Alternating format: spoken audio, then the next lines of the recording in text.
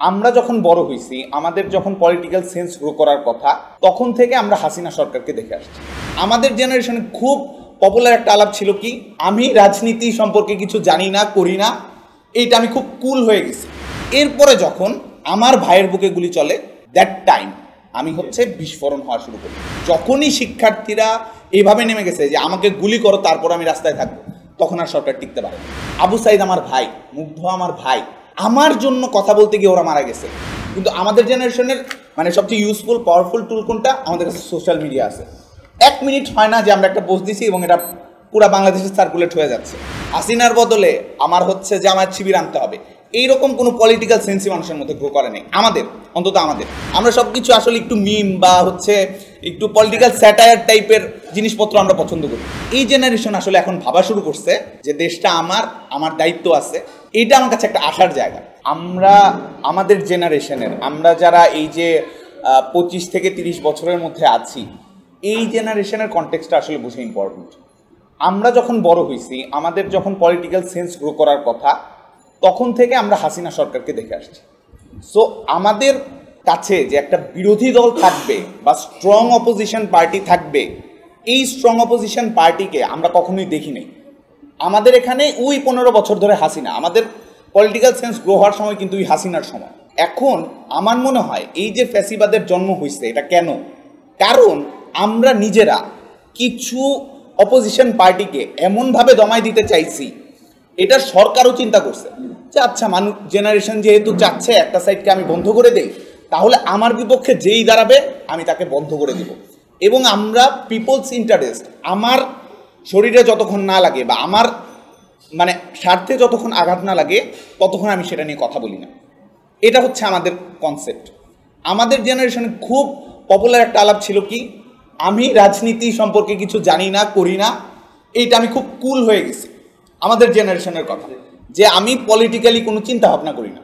কিন্তু একটা দেশের প্রত্যেকটা জনগণের আসলে পলিটিক্যালি সেন্স গ্রো করা উচিত এবং সেটা নিয়ে কথা বলা উচিত, সেটা আমি বিশ্বাস করি। এভরিওয়ান, সেটা যেভাবেই হোক, সে যে সেন্স থেকে বা যে সোর্স থেকেই গ্রো করুক না কেন। কিন্তু আমরা জেনারেশনটা কী ভাবি যে আমি পলিটিক্যালি কোনো কিছু নিয়ে মাথা ঘামাই না, দ্যাট মিনস আমি জেনারেশন খুব ভালো আছে। এখন এই যে আন্দোলনটা হয়েছে, আমি একজন সাধারণ শিক্ষার্থী হিসেবে কেন গেছি? আমি তো কোনো পলিটিক্যাল অর্গানাইজেশন করিনি, আমি দেশ নিয়ে আগে ওই রকমভাবে হয়তো ভাবিও নাই কখনো। কিন্তু আমি কেন গেছি? কারণ আমার স্বার্থে যখন আঘাত লাগছে, সোজা কথা, আমার স্বার্থে যখন আঘাত লাগছে। কারণ আমরা চাকরি প্রত্যাশী, সেইখানে আমাদের কোটা নিয়ে কথা হচ্ছে, সেই জন্য ম্যাক্সিমাম পিপল প্রথমে গেছে। ওই সময় কিন্তু আসলে মাস যে জেনারেশন, যে গণ অভ্যুত্থান আমরা বলতেছি, সেটা কিন্তু হয় নাই। জুলাই মাসের শুরু থেকে যে কোটা আন্দোলন, সেটা কিন্তু শুধুমাত্র শিক্ষার্থীরা ফ্যাসিলিটেট করছে। আমরা ঢাকা রিচা মহাসড়কে বসে রয়েছি 2-3 ঘন্টা করে সড়ক আটকায়। এরপরে এটা কেন গণ অভ্যুত্থানে পরিণত হইল? কারণ আমার মনে হয় এই যে ইয়াং জেনারেশন, এদের পিছুটান অনেক কম। ইয়াং জেনারেশন 2-3 ঘন্টা করে ঢাকা রিচা মহাসড়কে বসে থাকতে পারে, তারা ক্লাস বন্ধ করে বসে থাকতে পারে, তাদের চাকরির কোনো চিন্তা নাই, তাদের ফ্যামিলি নিয়ে যে আগাইতে হবে এইরকম চিন্তাভাবনা কম্পারেটিভলি কম। এরপরে যখন আস্তে আস্তে মানুষজন বোঝা শুরু করছে, পলিটিক্যাল পার্টিস বা অন্য পার্টি, যে আমার কাছে তো শক্তি নাই, আমি যদি এই ছাত্র শক্তিকে আসলে ইউজ করতে পারি, তাহলেই আমার যে বিরোধী দল বা এখন যে সরকারে আছে, সেই সরকার দলকে আমি সরাই দিতে পারবো। তাহলে ওই মানুষগুলোকে ইউজ করা প্রয়োজন। এবং হাসিনা সরকারের বিরুদ্ধে মানুষজন আসলে স্টুডেন্টরা, আমার মনে হয় হাসিনা সরকার এই জায়গায় অনেক বড় একটা ভুল করছে। আমার মনে হয় কোটা আন্দোলন যখন হয়েছে, যখন মুক্তিযোদ্ধা কোটা 30% বা আমাদের দেশে 56% কোটা, সেটাকে সে যদি 15%ও নামাই দিত, আমাদের কাছে যখন কোটা আন্দোলনটাকে কোটা যদি 15-20%ও নামাই নিয়ে আসা হইতো, দ্যাট টাইম আমার মনে হয় মানুষজন হাসিনারে মাথায় তুলে নিয়ে নাচত, আমাদের জেনারেশন অ্যাটলিস্ট। এবং দ্যাট টাইমে যদি হাসিনা সরকার এটা করে ফেলতো, শিক্ষার্থীরা, আমি বললাম শিক্ষার্থীরা এরপরে আর মাঠে নামতো না। এবং এরপরে যে হাসিনার পতন হয়েছে, এই পতনও হইতো না এরপরে যেই নামো।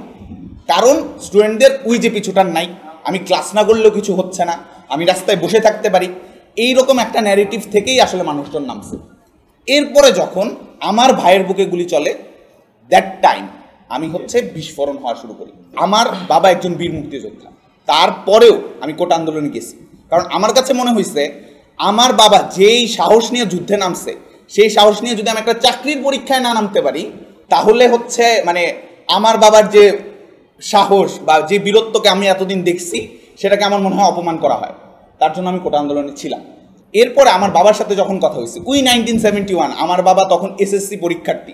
আমার বাবা যে কথাগুলো বলতো যে ওই সময়ের যে আন্দোলন, ওই সময়ের আন্দোলনে আসলে ধরেন ঢাকা থেকে একজন একটা খবর জেনে আসতো, এরপরে একটা এলাকায় কথা বলতো, এরপরে এই কথাগুলো আস্তে আস্তে ছড়তো, অনেক সময় লাগতো। কিন্তু আমাদের জেনারেশনের মানে সবচেয়ে ইউজফুল পাওয়ারফুল টুল কোনটা? আমাদের কাছে সোশ্যাল মিডিয়া আছে। 1 মিনিট হয় না যে আমরা একটা পোস্ট দিছি এবং এটা পুরো বাংলাদেশে সার্কুলেট হয়ে যাচ্ছে। সো এই যে যখন সার্কুলেট হওয়া শুরু করছে, আপনি যখন দেখবেন আপনার জন্য আপনার কোনো ভাই মারা গেছে, আবু সাইদ আমার ভাই, মুগ্ধ আমার ভাই, আমার জন্য কথা বলতে গিয়ে ওরা মারা গেছে, তখন এই জেনারেশন আসলে শরীর লাগে। কারণ আমি ওই যে প্রথমেই বলছিলাম, আমাদের স্বার্থে যদি আঘাত না লাগে তাহলে আমরা ম্যাক্সিমাম কাজ করি না, কারণ আমরা জাতিগতভাবে এতটা উন্নত এখনো হইনি। এরপরে মুগ্ধ মারা গেল, আবু সাইদ মারা গেল, এরপরে যখন আস্তে আস্তে আরও মানুষ মারা শুরু হয়েছে, ইন্টারনেট ব্ল্যাক আউট হয়েছে, তখন মানুষজন আসলে চিন্তা করার সুযোগ পাইছে আমাদের জেনারেশন যে আসলে কি হচ্ছে, কি হইতেছে, আমি আমার কথা বলতে গিয়ে এরকম পড়ে যাচ্ছি কেন। আমাদের জেনারেশন কখনোই ভাবে নাই যে হাসিনার বদলে আমার খালেদা সরকার আনতে হবে, হাসিনার বদলে আমার হচ্ছে জামায়াত শিবির আনতে হবে। এইরকম কোনো পলিটিক্যাল সেন্সই মানুষের মধ্যে গ্রো করে নেই আমাদের, অন্তত আমাদের। ওই যে উনি যে কথাটা বললো, আমরা পলিটিক্যাল রিজিমি দেখিই নেই, এছাড়া আমরা আর কাকে দেখব? আমরা শুনছি জামাত খারাপ, আমাদের এখানে একটা ন্যারেশন আছে যে আমার রক কেটে দেয়, এরকম টাইপের। বিএনপি, তারেকের নামে শুনছি সে খাম্বাচোর, এরকম টাইপের ন্যারেটিভ আমাদের মধ্যে আছে। আমরা সব কিছু আসলে একটু মিম বা হচ্ছে একটু পলিটিক্যাল স্যাটায়ার টাইপের জিনিসপত্র আমরা পছন্দ করি। সো এই জায়গা থেকে আমরা কখনোই এখনো পর্যন্ত আমাদের জেনারেশন অনেকেই চায় না যে হচ্ছে বিএনপি আসবে, জামায়াত আসবে বা অন্য একটা পলিটিক্যাল পার্টি আসবে আমাদের রুল করার জন্য, আমরা তাদের এজেন্ডা বাস্তবায়ন করতে চাই। নেভার। আমরা চাইছি যেই সরকারই থাকুক, যেই সরকার থাকতে বলতে কি আমরা হাসিনা সরকারই দেখছি যে হাসিনা সরকারই থাকুক, কিন্তু আমাদের দাবি মাইনা নেই। আমরা বিকল্প সরকার কখনোই চাইনি। যখন আন্দোলন শুরু করছে আমরা চাইছি আমাদের দাবি মেনে নেন। এখন ব্যাপারটা হচ্ছে সামনে আমি আসলে কি চিন্তা করি, আমাকে কে রুল করবে, আমি কিভাবে চলবো। দেখেন আমাদের জেনারেশনের আসলে এখন হয়তো পলিটিক্স নিয়ে অনেক পড়াশোনা করতেছে, ইন্টারনেট ব্ল্যাকআউটের সময় বা যে কোনোভাবে পড়াশোনা করতেছে, এর মধ্যে অনেক গুজবও আছে। মানুষজন হচ্ছে ফেসবুকে কোনো পোস্ট দেখেই আসলে পরে যে আমরা ডিপ ইন ডাইভ পড়াশোনা করব, এটা আসলে আমাদের জেনারেশন খুব বেশি করে না, বা আমাদের পরের যে আলফা জেনারেশন আসতেছে তারাও খুব বেশি পড়াশোনা করে না। সো আমাদের আসলে মানে আমার মনে হয় ম্যাক্সিমাম পিপলের আসলে দাবি এরকমই থাকবে, যেই সরকারই আসুক আমাদের দাবি মাইনা নিয়ে আমাদের কাজ করতে দেন। এটা বিএনপি আসুক না জামায়াত আসুক, we don't care about it. তবে আমার একটা আশার জায়গা আছে, কারণ কি আমি যখন এই যে বন্যা পরিস্থিতি, এই বন্যা পরিস্থিতি আমার দেশে যে খুব নতুন এরকম কিন্তু না, আমার দেশে বন্যা হয় হয়তো এরকম এই যে ইন্ডিয়ার যে আমরা একটা পলিটিক্যাল মুভের কথা বলতেছি এই কারণে হয়তো সব জেলাতে হয় না, কিন্তু কিছু কিছু জেলায় সবসময় হয়। আমি আমার বন্ধু বান্ধব দেখছি কুড়িগ্রামে বসে আছে কিন্তু তার বাসায় পানি উঠে গেছে। ওই সময় আমরা কি করছি, ওই সময় আমরা ভেবেই নিছি আমাদের কিছু করার নেই, হাসিনা সরকার করবে, নাহলে আর্মি করবে, নেভি করবে। আমরা কি করছি, পাবলিক ফান্ডিংও উঠতোই না বলতে গেলে, তাও যে উঠতো আমরা হয়তো 10, 20, 100, 500 টাকা দিয়ে আমাদের দায়িত্ব আমরা শেষ মনে করে নিতাম। কিন্তু এই জেনারেশন আসলে এখন ভাবা শুরু করছে যে দেশটা আমার দায়িত্ব আছে। এইটা আমার কাছে একটা আশার জায়গা। এখানে অনেক প্রবলেম আছে, যে হচ্ছে এখানে এতজন মানুষ আসছে, যে অধিক সন্ন্যাসীতে গাজন নষ্ট এরকম একটা ব্যাপার আছে, এটা আমি স্বীকার করি। বা স্টুডেন্টরা যেহেতু পলিটিক্যালি এত সিনসিয়ার না, অনেক ভুল আসতে পারে, ভুল হয়, কিন্তু তারপরেও এই যে মানুষের মধ্যে একটা জিনিস গ্রো করছে, দেশটা আমার।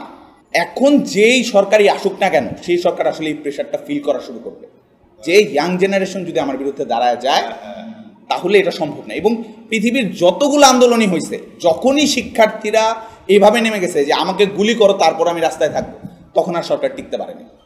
এটা সম্ভব না, কোনো সরকারই টিকে থাকতে পারবে না, কারণ আপনার ইয়াং জেনারেশনের ওই পিছুটার নাই যে হচ্ছে আমার ফ্যামিলি ইয়ে করতে হবে বা আমার কল্লা কাটা যাবে, এরকম চিন্তা ভাবনা করে না। ওই যে স্বরাষ্ট্রমন্ত্রীর সাথে দাঁড়ায় পুলিশ বলতেছে একজনকে গুলি করলে একজনই মরে আর বাকি কেউ সরে না। এই জেনারেশনটা সবসময় ইয়াং জেনারেশনের ছিল। এখন ইয়াং জেনারেশন একটু একটু পলিটিক্যালি হয়তো এডুকেট হওয়ার চেষ্টা করতেছে, তাদের হাতে সোশ্যাল মিডিয়া আছে। আমার মনে হয় যেই সরকারই আসবে সেই সরকারই এই প্রেশারটা ফিল করবে, এবং এরপরে যখন এই ফ্যাসিবাদের জন্ম নেওয়া শুরু করবে এবং ইয়াং জেনারেশনের স্বার্থ নিয়ে আসলে টান দেওয়া শুরু করবে, তখন ইয়াং জেনারেশন দাঁড়াবে। সো আমার মানে অবজারভেশন এটাই, আমি আশা করি যে সবার স্বার্থ রেখেই সামনে যে সরকার আসবে, যেভাবেই আসুক, সেই সরকার সবার স্বার্থ মেনটেন করবে।